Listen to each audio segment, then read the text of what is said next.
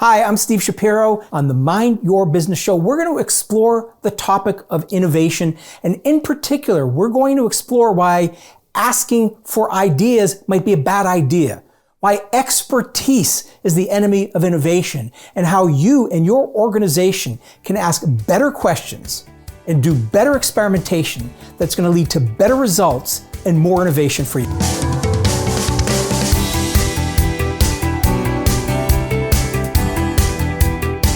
Tonight's guest, Steven Shapiro, a friend, I won't say an old friend, he's not old, a friend, an individual who lives and breathes innovation. He's written a number of books.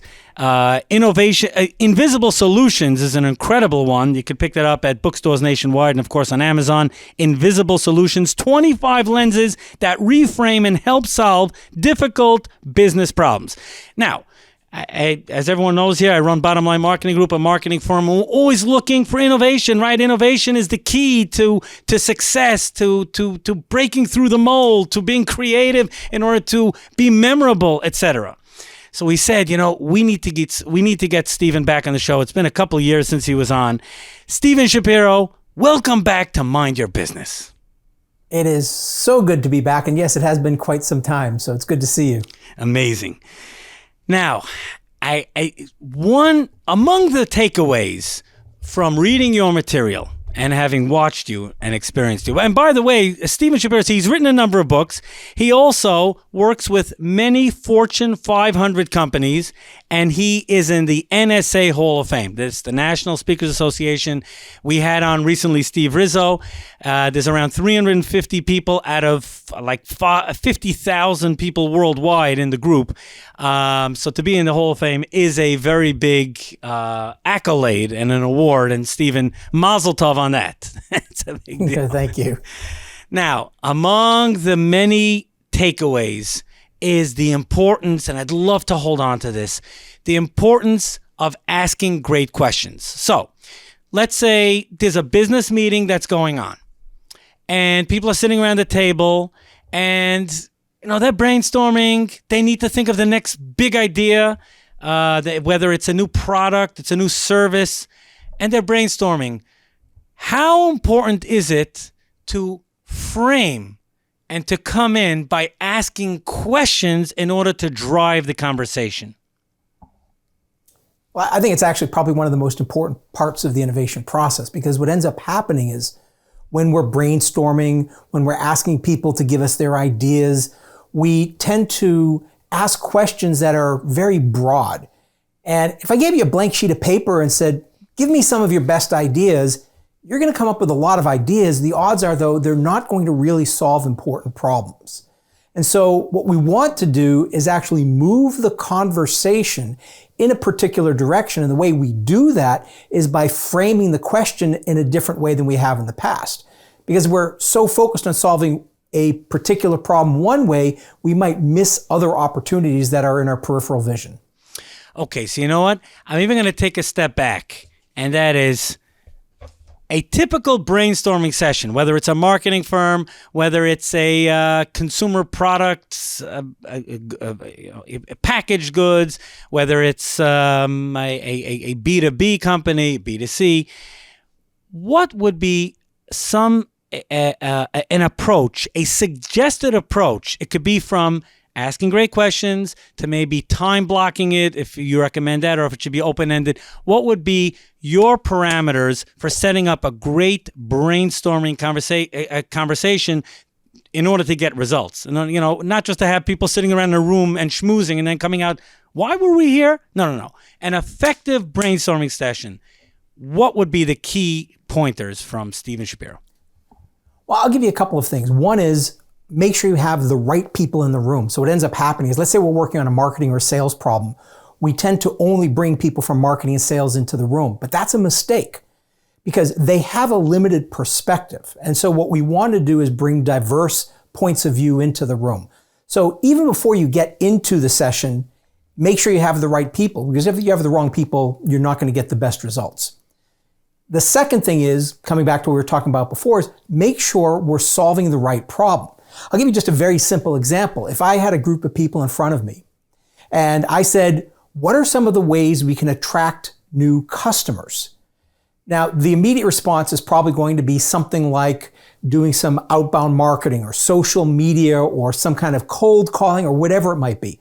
And we're going to generate lots of different ideas around getting new customers. But if I change the question from getting new customers to generating more revenue, well, let's face it, we could get more customers, but we could also generate more revenue by selling more to our existing customers, creating more value for our existing customers. So that one very simple reframe is going to change the direction of the conversation, because instead of more customers, we're now talking about a deeper relationship with our existing customers. And we can go a lot of different ways with this, but that is so important, is if you start off with the wrong question, no matter what answers you develop, they're not going to be the right ones if it's not the right question. We're speaking with Steven Shapiro, NSA Hall of Famer, author, and an innovation expert, and he coaches many Fortune 500 companies on how to think out of the box, how to innovate. Steven, you shared something very interesting that I just want to hold on to for a second.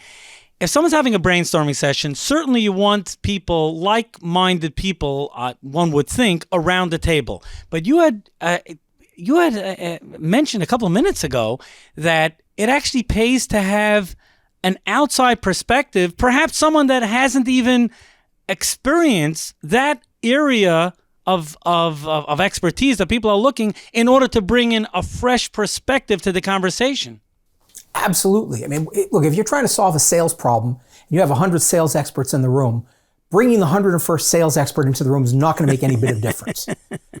But if we start looking to other industries, other functions, other disciplines, it's the intersection of different areas of expertise and industries where the real breakthroughs come from.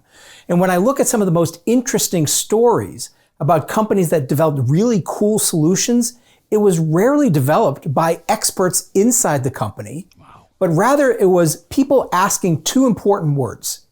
Who else? Who else has solved a similar problem, but in a different area of expertise?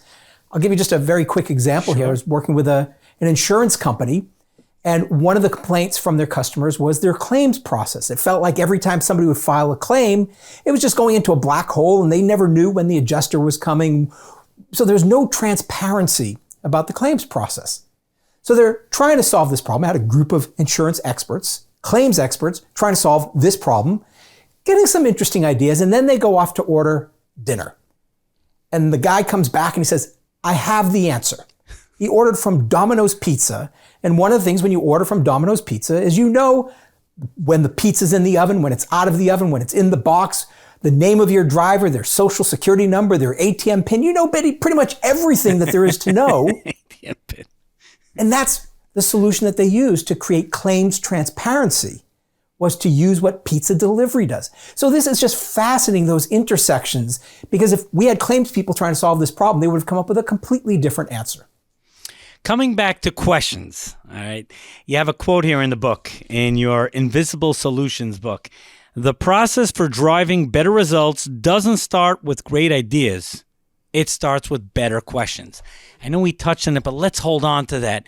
The importance, you know what, even let's, for the benefit of all the salespeople out there, and of course every company thrives and you know thrives and grows based on their sales team. Question: walk us through the process. Explain what are some of the type of questions that a salesperson should have in mind when they go through their process of trying to close a deal.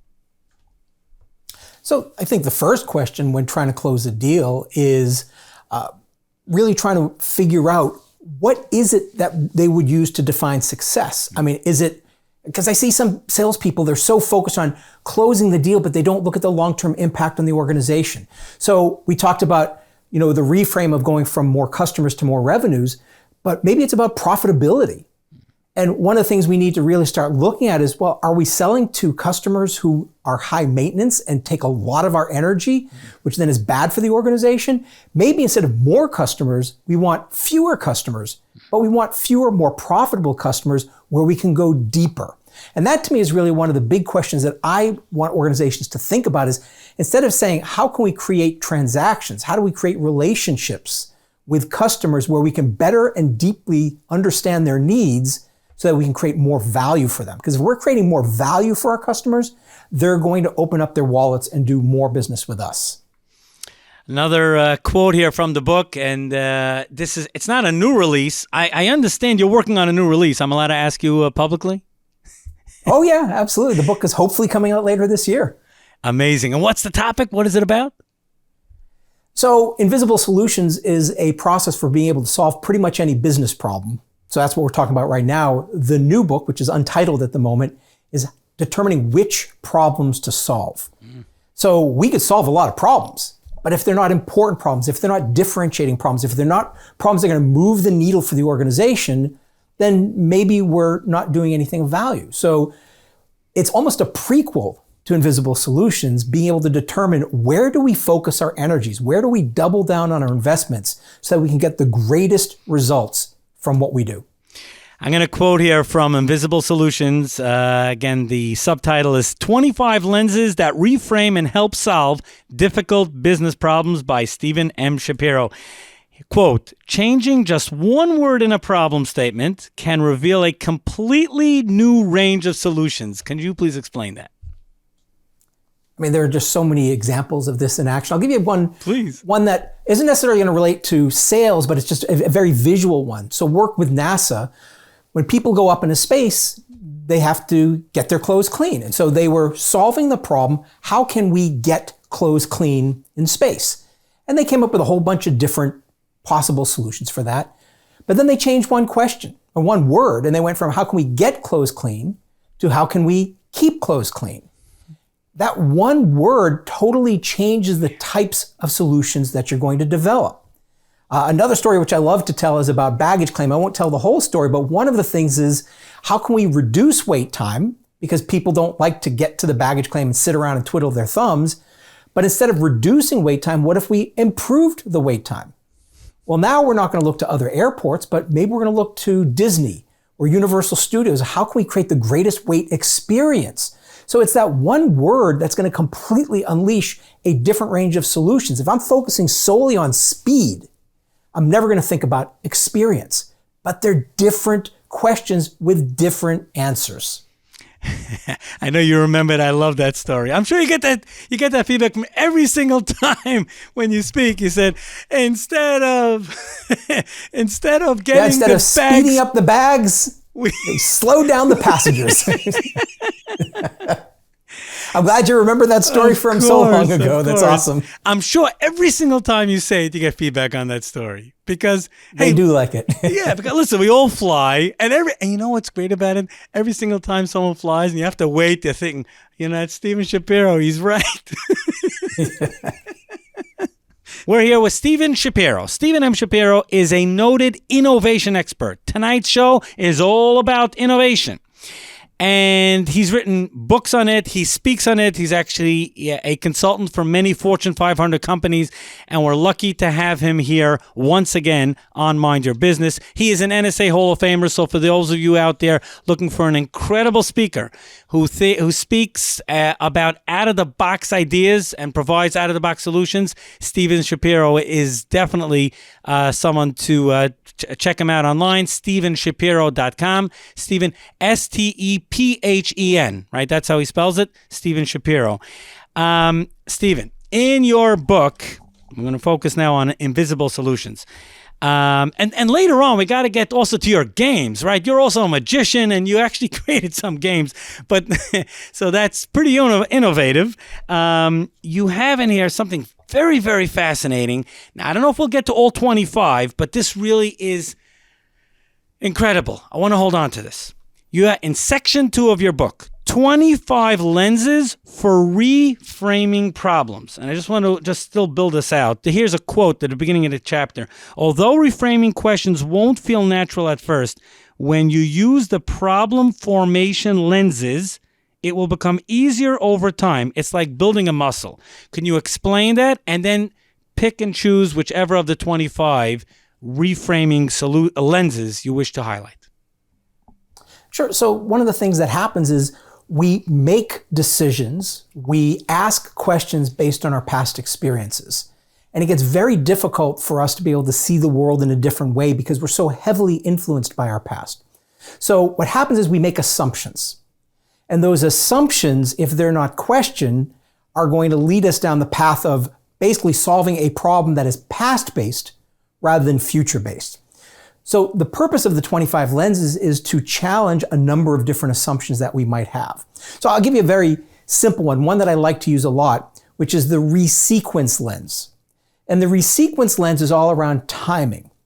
And what typically happens is we make assumptions in the problems we're solving around when things need to occur. So during the pandemic, this one was a very, very powerful and important lens. And one of the things that happened was everybody assumed that because we couldn't meet in person, we always had to meet on Zoom. We had to meet on Teams. And so everybody was going online, doing lots and lots and lots of meetings. The assumption was, in terms of timing, that we all needed to be there at the same time. But one of the big breakthroughs, one of the big opportunities actually with the pandemic was to say, we don't always need to be together at the same time. What can we do asynchronously so that when we are together synchronously, when we're together on a Zoom call, we're actually spending time doing real conversation.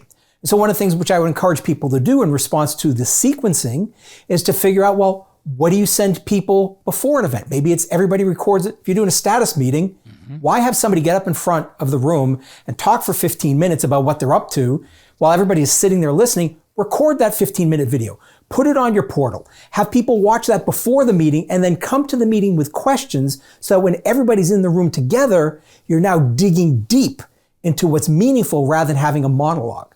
So the resequence lens is just so incredibly powerful. I use it all the time. That's just one of the 25. So is it okay if I pick and choose some of the ones that I found fascinating? Go for it, yeah. I mean, some are more complicated than others to apply, but let's give it a try. Okay, 3 and 4, which are cousins, reduce and eliminate. I found that fascinating because, fascinating is the right word, because when you're trying to solve a problem, you want to have everything on the table, but at the same time, if you load up the deck too heavy, it collapses by the weight of everything you brought to the table. So perhaps you could talk about applying reduce and eliminate, even though you're looking to build out a creative solution. Yeah, this is such an important one because we always seem to assume that adding more makes something better.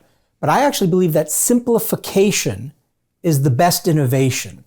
And there's a great quote. The author of The Little Prince said, and I'm going to paraphrase, but he said that perfection is not achieved when there's no longer anything left to add, but when there is no longer anything left to remove.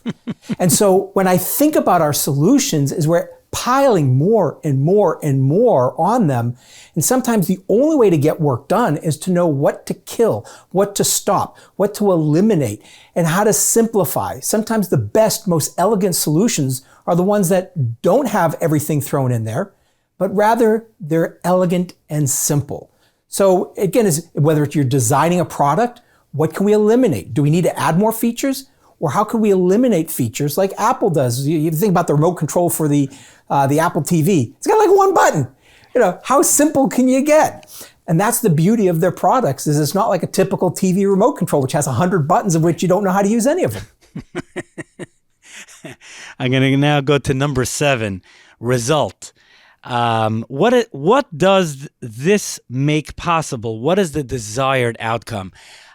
This, for those involved in running a company, we know execution is key. So just how critical is it to make sure that, not to lose focus and hey, there's got to be a desired outcome. There's got to be a goal. There's got to be a result for all this. Well, what happens a lot of times, coming back to the questions we ask, is we often will ask questions that are actually solutions masquerading as questions. So we're going to implement a solution without even knowing what we're looking to achieve. Very simple example is some work we did in the UK with the education system there. And the original question was, how can we improve the education system? Now, that's a powerful question. It's an important question, but it's also an incredibly complex question.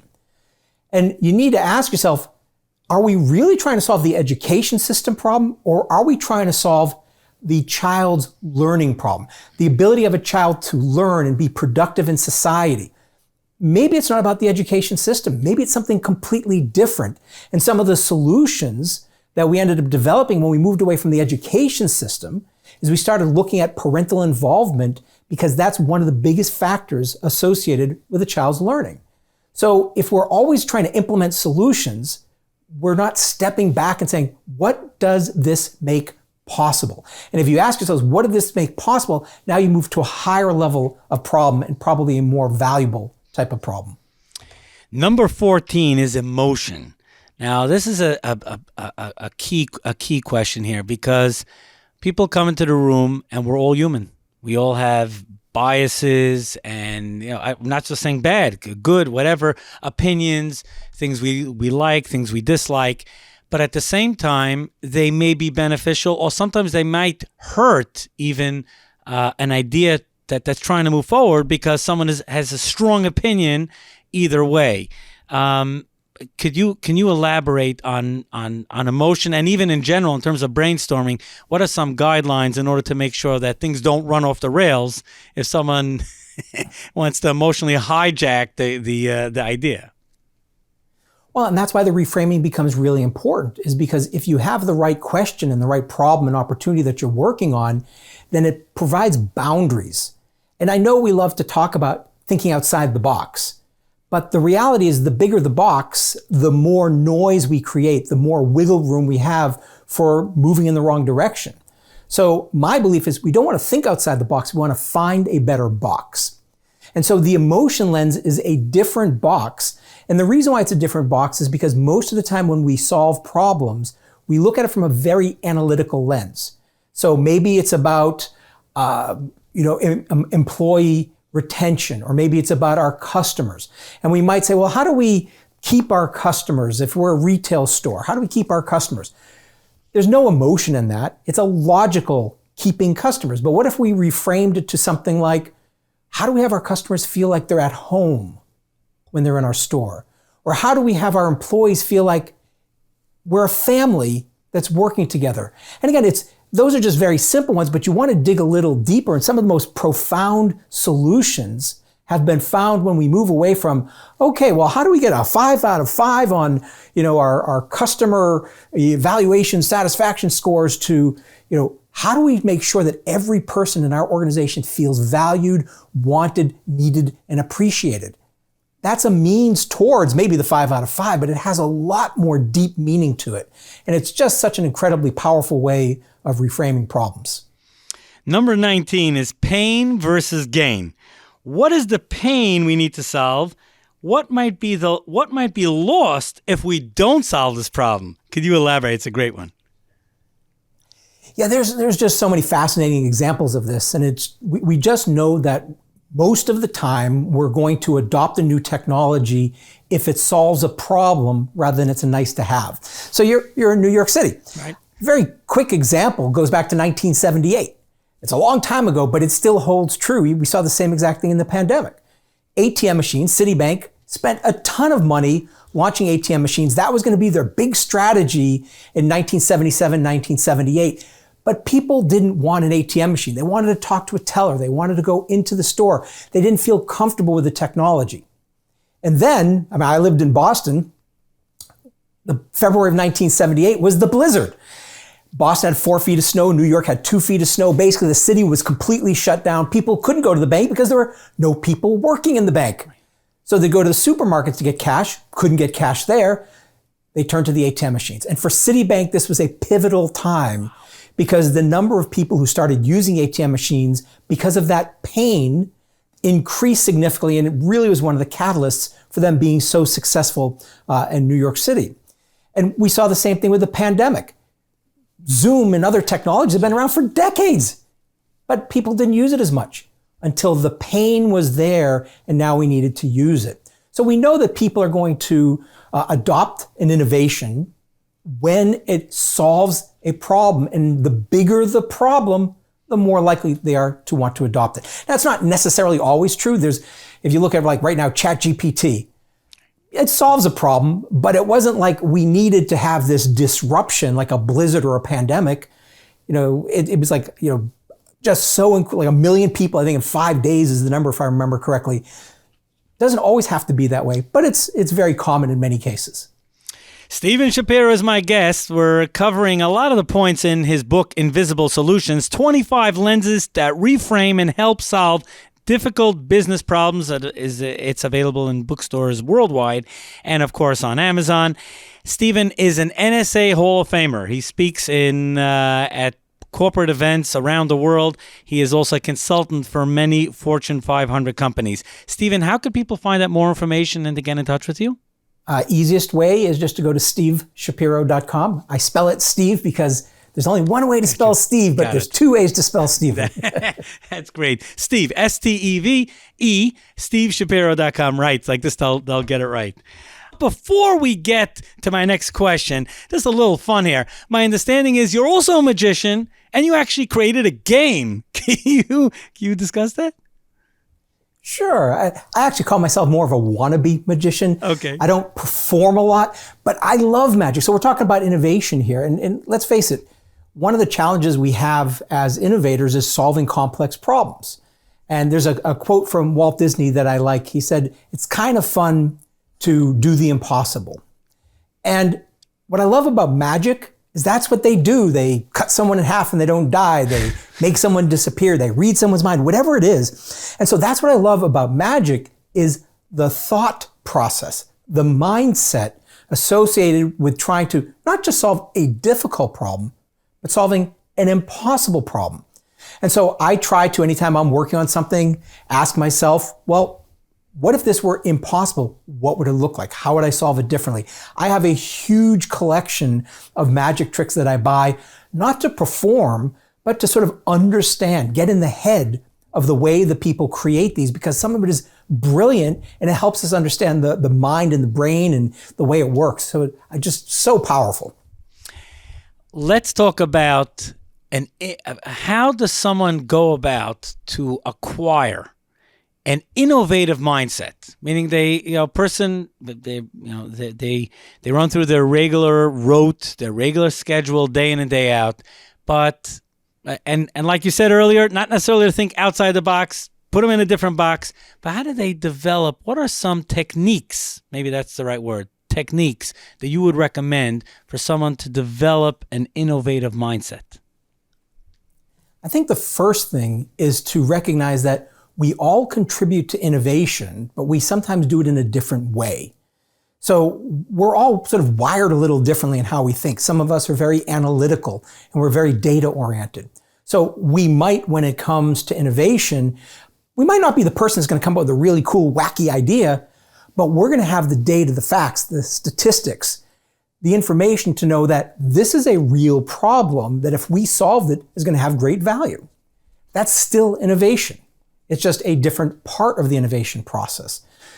So one of the things that you first need to do is understand we all contribute in different ways. And what we want to do is figure out what is our own personal innovation style? What's our innovation personality? And how do we do that? That would be the first thing. Once we do that, we need to also recognize that some of the things we've been taught about innovation actually lead us in the wrong direction. So one of the big jokes is never say yeah, but. You always want to say yes, and. That's like everybody saying that. But here's the problem is yeah, but is not the enemy of innovation. It's the, wow, this is a great idea. Now, it might seem counterintuitive, but the problem is once you start loving your ideas, something called confirmation bias kicks in. And now all of a sudden, even if we get information about our innovation that tells us it's actually bad, the brain is going to filter that out and only focus on the good aspects. It's only going to focus on the parts of the solution that we think supports our belief that this is a great idea. And so what ends up happening is we invest in innovation, we fail, which we don't want to do, because we didn't really validate our hypotheses. There's a great quote from Scott Cook. He's the one who founded Intuit. And he said, for every one of our failures, we had spreadsheets that looked awesome. And I love that quote because we can validate and justify however we want, but until we test it, until we actually go into the real world and experiment, we're never going to know if these are great ideas. So those are just a couple of things that I find really important. Couple that with asking better questions, more important questions, then you have a good recipe for having an innovative mindset. Now, not that we want to go negative, but we do need to know kind of the red flags for innovation. What are some enemies, pitfalls, or things we should be looking out when someone's innovating, but like some of those things that like, okay, be mindful of this, but don't let it derail you. Right. I would say one of the big ones is I believe that expertise is actually the enemy of some types of innovation, not all innovation. And we need to have experience. But what ends up happening is, and we talked about this earlier, is my past experiences are going to limit my ability to see new and different potential futures. And so if we're aware of that, then what we can say is maybe the way I see the world is partly right, but what am I missing? And then it comes back to that, who else? So we were talking about the lenses earlier. Lens number 6 is the analogy lens. I love that one. Basically, it says, ask yourself who else has solved a similar problem, just in a different area of expertise. So you take your own past experience and you blend it with the experience of others who might be outside your department, outside your function, outside your company, and ideally even outside your industry. Now you've got a really powerful perspective on how to bring something new to the table. Stephen, you bring to mind something incredible. I got to share this. It's like incredible. I have a book over here I got many years ago, How to Become CEO. Okay? How to Become CEO. He has a story like that. He writes in here, one of his chapters is, do not get discouraged by the idea killers. He has a quick story in here. I got to read this. During the oil embargoes of the 1970s and the subsequent pressure to increase the miles per gallon efficiencies of cars, remember those cars used to get what, like 5 miles to the gallon, back in the 70s? Okay. One of the major automakers told its senior engineers to drastically reduce the weight of the cars. The senior engineers, imprisoned in their old ways, said making lighter cars could not be done, was too expensive, and presented safety problems. So the car company hired lots of young, inexperienced engineers. The new engineers took hundreds of pounds of unnecessary weight off of their cars. They just didn't know any better. There you go. They didn't know any better. Those are just beautiful words. And here's actually the fascinating things, coming back to something we talked about before. At that time, so you would think like during economic times, so you're talking about the oil embargo, but we had the same challenges back in 2008 when gas prices were like they're back up, but at the time they were like super high. And you would think when the gas prices are $4 a gallon or more, people would be going for either inexpensive cars or fuel efficient cars. Actually, the two best selling cars were like the Silverado and the F-150 or something. All right, and the like Hummer. Expensive. Right. Yeah, because they had purpose. So if everything's expensive, I don't want to just use it as a vehicle to drive in, but I want it as a vehicle that can move things. I can actually make money from my car. So it's sometimes paradoxical. We think everybody's going to go for a less expensive fuel efficient car when in fact the gas guzzlers that got 15 miles a gallon were the biggest sellers during that time. So there's just so many interesting facets to this. But holding on to that, the way you, it triggered my mind about that story. I mean, listen, we can't throw experience to the wind naturally. Right. I mean, even though that story is like, whoa, people love to hear that story because they just didn't know any better and they solved it. That's not necessarily always the case. Perhaps are there any types of guidelines that you would say, and obviously every circumstance is unique, obviously, but maybe some type of guidelines to, if you're having a brainstorming session, etc., the experience versus the inexperience. Experience, of course, coming in with a lot of knowledge, but preconceived notions and set in their ways attitude. Yet the inexperience comes in with a fresh, they could see anything, but they will obviously make some suggestions that make no sense also. Right. Well, and here's the thing. So this is really when it comes back to, I think, your original question on brainstorming. This is so important. If you think about most brainstorming sessions, what ends up happening is somebody's at the front of the room, they have a flip chart, and they've got their markers, and they say, okay, what's an idea? And people shout out an idea. And then somebody else shouts out an idea. And the problem is, once the first person shouts out an idea, it influences every other person in the room. So what's happened is we've almost immediately from the very start shut down the range of possible ideas that we're going to generate. Plus we're single threading. I can only take one idea at a time. So it's really critical. Let's say you had 20 people in a room and they were at 5 tables of 4. I would have each person individually write down, again, you start with a well-framed problem. So maybe it was, how can we reduce the weight in the cars? And then have each person write down their responses to that question individually without talking to anyone else. Then once they're done with that, they turn to one other person at their table and they go back and forth and share and try to find what are some common grounds, what are some things that make sense. Then they share it at the table and the table shares it with the room. And now we've got the widest range of possible solutions, but we've been vetting the solutions as we went through that process. It's a great way of balancing, but it's also really important from a personality perspective. So even though I'm on stages, I'm actually a really introverted and shy person. So when we're in brainstorming sessions, even if I have an idea, I tend not to speak up for a whole variety of reasons. So this process I just talked about allows every person to have an equal voice. It's not like the head of the department, they say something and everybody's like, oh, I'm not going to say anything because it's going to sound stupid and the boss is here. No, if every person has an equal voice and they're only sharing it with a smaller group and then they sort of get meshed together, that's a really powerful way to do it.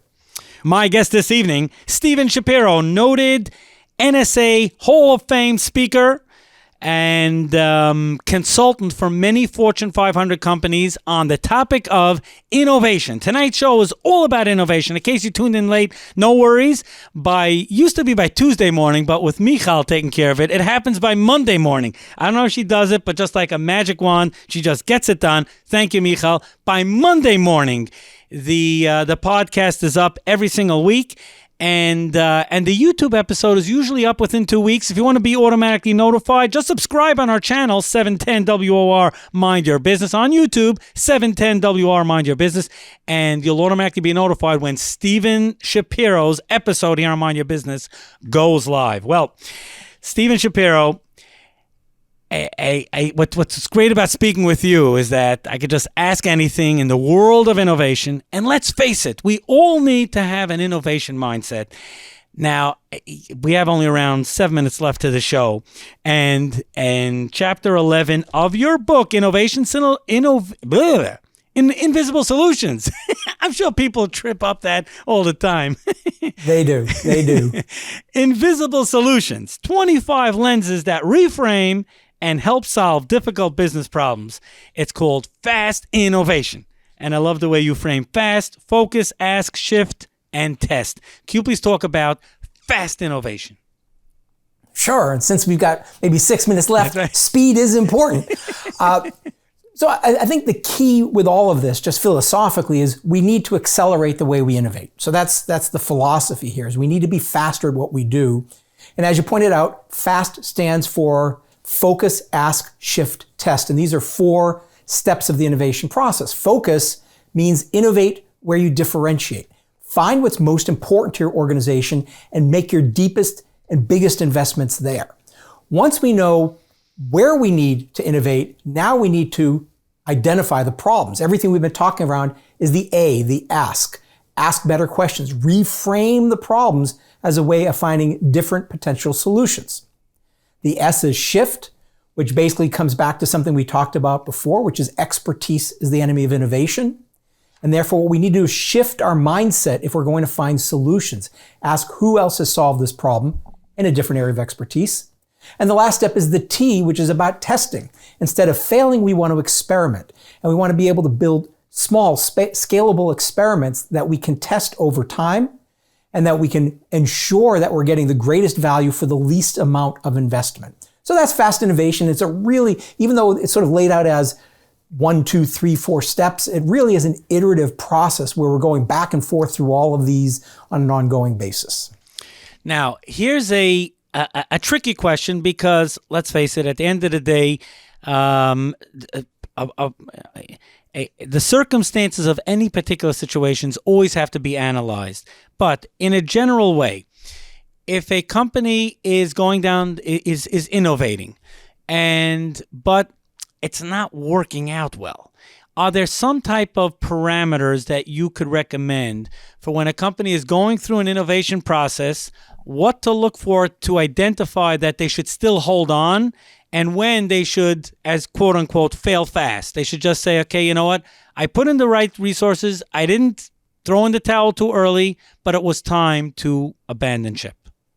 Yeah, and it's so important. Knowing what to kill is actually a critical part of the innovation process, because if we spend time on ideas and innovations that don't provide value, they're just diverting us from what we could be doing. So I'll give you 2 things that I always find important. It's sort of the bookends of the fast innovation process. The first one is, if we're working on something and we're not getting results, first of all, make sure, is it important enough?